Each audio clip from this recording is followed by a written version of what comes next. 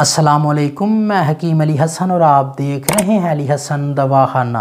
आज की वीडियो ख़ास तौर पर बच्चों की नशोनुमा के हवाले से, जिन बच्चों का कद नहीं बढ़ता, उनकी उम्र ज़्यादा होती जाती है लेकिन उम्र के हिसाब से उनका कद नहीं बढ़ता, उनका कद छोटा रह जाता है या वहीं पर रुक जाता है या बहुत ही आहिस्ता आहिस्ता बढ़ता है।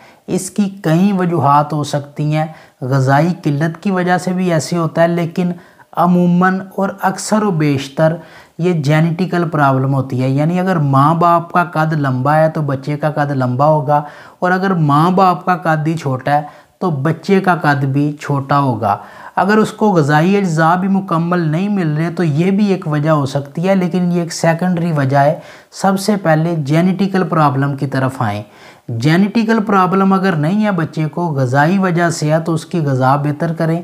और अगर जेनेटिकली प्रॉब्लम है तो आपको ये नुस्खा बताता हूँ, ये बच्चे को बचपन से ही आपने स्टार्ट कर देना। यानी बच्चा जब 3, 4, 5 साल का है तो आपने ये साथ में स्टार्ट कर देना। और अगर आपको नहीं पता था और अब आपको पता चल रहा है, आपका बच्चा बड़ा हो गया, 10, 12, 14, 15 साल का है, तो अभी भी आप ये नुस्खा इस्तेमाल करवा सकते हैं। इंशाअल्लाह ताला इससे आहिस्ता आहिस्ता कद बढ़ना शुरू हो जाएगा।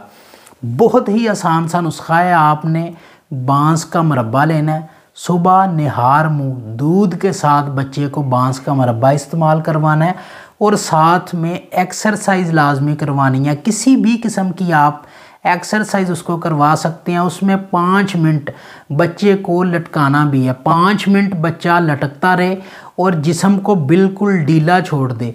ये नहीं कि लगातार 5 मिनट उसने लटकना है, यानी 30 सेकंड लटक ले या 1 मिनट लटक ले, फिर थोड़ा सा वक्फा करके फिर थोड़ी देर बाद 30 सेकंड या 1 मिनट वो अपने जिस्म को लटका सकता है। इससे भी आहिस्ता आहिस्ता जिस्म खुलेगा। और साथ में बांस का मुरब्बा निहार मुँह दूध के साथ इस्तेमाल करवाएं। इसके अलावा अगर आपको बांस का पौधा कहीं से मिल जाता है तो बांस के पौधे की नरम जड़ वो आपने ले लेनी है। उसको खुश्क करके अच्छी तरह से कूट के उसका सफ़ूफ बना लें। सफ़ूफ बनाने के बाद उसको कपड़ छान कर लें। कपड़ छान करने के बाद 1 चुटकी सुबह 1 चुटकी शाम को दूध के साथ इस्तेमाल करवाएं।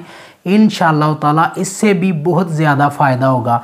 ये आपने रूटीन से नहीं देना। बच्चे को 1 महीना दिया है, अब उसको 2 महीने रेस्ट दें। उसको ये मेडिसिन इस्तेमाल नहीं करवानी।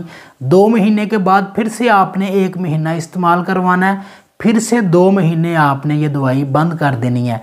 इसी तरह आप साल, 2 साल, 3 साल भी ये इस्तेमाल करवा सकते हैं।